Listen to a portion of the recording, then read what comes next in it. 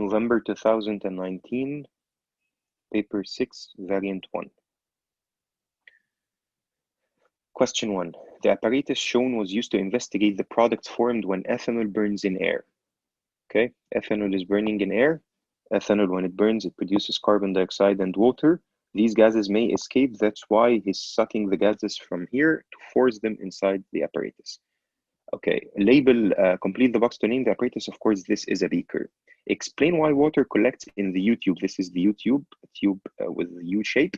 Why water collects here? Because the vapor or the steam of water condenses inside the U-tube due to the presence of ice, okay? The vapor or steam condenses. One mark, okay? State a chemical, not a physical, chemical test for water. Either you say anhydrous copper sulfate turns blue, or anhydrous cobalt chloride turns pink. These are the two options, chemical tests for water. Anhydrous copper sulfate turns blue, anhydrous cobalt chloride turns pink. And the physical test is, if he asks about the physical test, is measuring the boiling point.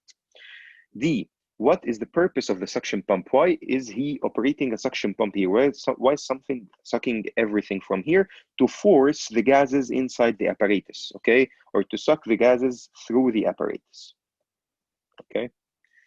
Predict the change. You need to force the gases inside the apparatus so they will not escape.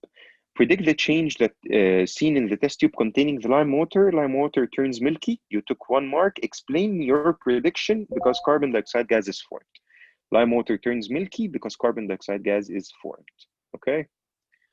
Question 2. A student investigated the rate of reaction between dilute nitric acid and excess of solid magnesium carbonate. Take care. You need always to concentrate which is the excess reagent and which is the limiting reagent. Okay. The nitric acid here is the limiting, magnesium carbonate is in excess. He did the apparatus after he moved this, this wire. He moved the wire and started the reaction, okay? And then he is asking you, to take the readings. These are the readings, please check them. Take care, this is an inverted measuring cylinder diagram, okay? So you need in the exam to turn the page and to read the readings carefully, okay? This is 27. Here, you read it from upside down, okay? These are the readings. This is the graph, okay? The one in blue, I did it as accurate as possible, but drawing on a screen is not easy, so your curve will be better than mine.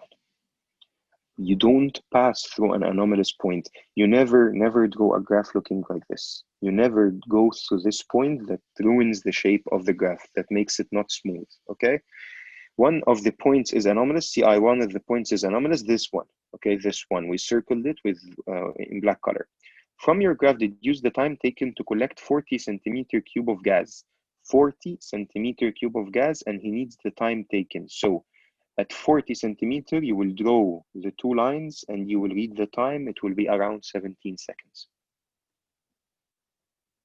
Okay. State one possible source of error in the experiment and suggest an improvement to reduce this error. This is not an easy question, okay? He measured the volume of the gas using a measuring cylinder. Now, first of all, the measuring cylinder is not accurate. It's better to measure the volume of a gas using a gas syringe, okay? A gas syringe is much better, okay? So the mistake or the source of error is using a measuring cylinder. You can say that the improvement is using a gas syringe. But also there is a very important thing. The maximum volume he got was 77. The maximum volume he got was 77. And he used a very large measuring cylinder to measure this volume, 250 centimeter cube measuring cylinder. It is better to use a smaller measuring cylinder, which is 100, because the volume you will get الماكسيمم بتاعها 77, so you don't need a very large measuring cylinder with a very large percentage of error.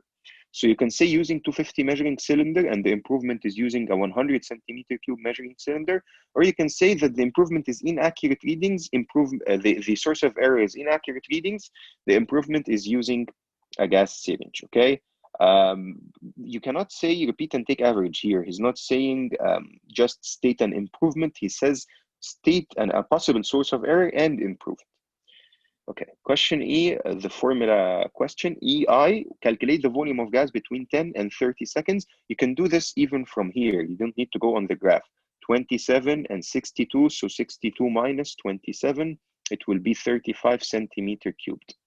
And then calculate the average rate of reaction between 10 seconds and 20 seconds. This is math. You will say the volume of gas collected is 30 centimeter cube. The time taken is 20 seconds. It's saying between 10 and 30, so it's 20 seconds. The rate will be 1.75 centimeter cube per second, not second per centimeter cube. Take care, in measuring rate, time is always the second unit. Okay, the student calculated the total volume of reaction of gas collected in this reaction would be 85 centimeter cube. Suggest and explain why the actual volume of gas collected was different. Yani he said that the maximum volume to collect will be theoretically 85 centimeter, but actually the maximum volume collected was 77. Why was the volume different? First of all, you need to tell him that the volume was lower. I know this seems obvious, but you need to say that the collected volume was lower than that theoretically he calculated he should collect. Secondly, we need to think, why is the volume collected here less than what should have been collected? Take care, he's collecting the gas underwater. So some of the gas collected, which is carbon dioxide, may have dissolved in water. All gases are soluble in water, but to different extents. اللي solubility بتاعته قليلة قوي, we say it's insoluble. But actually, any gas is soluble in water to a certain level. For carbon dioxide is coming up here, okay? Some of the carbon dioxide may have dissolved in water. That's why only 77 centimeter cube have been collected, not 85. So some carbon dioxide dissolved in water. This was a tough question. So the collected volume in the volume was lower. G, sketch on the grid the graph you would expect if the experiment was repeated at lower temperature and label it L. Lower temperature, take care. This was a very, very tricky one. Lower temperature, okay, this is not the one I mean. Lower temperature means lower rate. Lower rate means the graph will be less steep, but it must finish at the same level, okay? So a less steep graph will take 1 mark, and the labeling is important. Don't forget to label your graph L. If you didn't label, you lose a mark, okay? Sorry. Okay, so a less steep graph that finishes at the same line takes mark, and the labeling of the graph takes the second. Cations and anions. Two substances, solid A and solid B, were analyzed. Solid A was zinc nitrate. Okay, solid A was zinc nitrate. Tests were done on the substances. Test on solid A, he got the solid, he added it into a water, he shaken, and then he added few drops of aqueous sodium hydroxide. What's the cation do I have? I have zinc. Zinc, يبقى white precipitate soluble in excess. We agreed that zinc is always soluble. With ammonia, white precipitate soluble in excess. You've got 4 marks from just one cation. Okay, we have zinc nitrate. He's adding back here aluminium foil, which is the special test of nitrate, aqueous sodium hydroxide, and he heated. We know that this test produces ammonia, so we will see a gas, bubbles or effervescence, and the litmus turns blue. Litmus paper turns blue. Okay, litmus paper turns blue because this is an alkaline gas. يبقى a mark for bubbles or effervescence, a mark for litmus goes blue. Here, the flame test red, this is indicative of lithium, and then silver nitrate, which is the test for halides, give yellow PPT. This is indicative for iodide. You have lithium as a cation and iodide as an anion, so it's lithium iodide. Okay, this is the cations and anions question. Finally, the experimental design, which was not that easy. He says that iodine dissolves in 2 different solvents, ethanol and hexane. He wants you to plan an experiment to show in which solvent iodine is the most soluble at room temperature. You're provided with the iodine and the 2 solvents.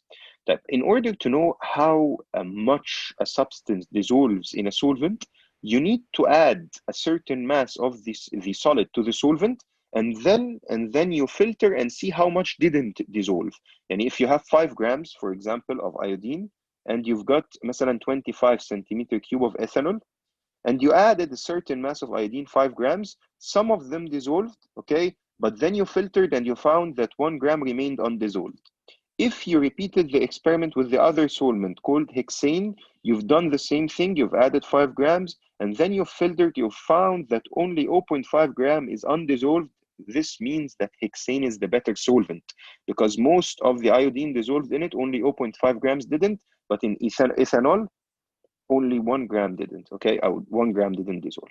So this is the main idea. You will get a certain volume of ethanol. You can say any volume, but say a certain volume. You will add a known mass of iodine, and you will stir for it to dissolve and then filter, okay? You will dry and weigh the undissolved iodine, the iodine that remained as residue. Then you will repeat the experiment with the other solvent, which is hexane. The solvent that leaves a lower mass of iodine was the better one. The solvent that leaves a lower mass of iodine was the better one. This was November 2019, variant 1, paper 6 by Mr. Markov.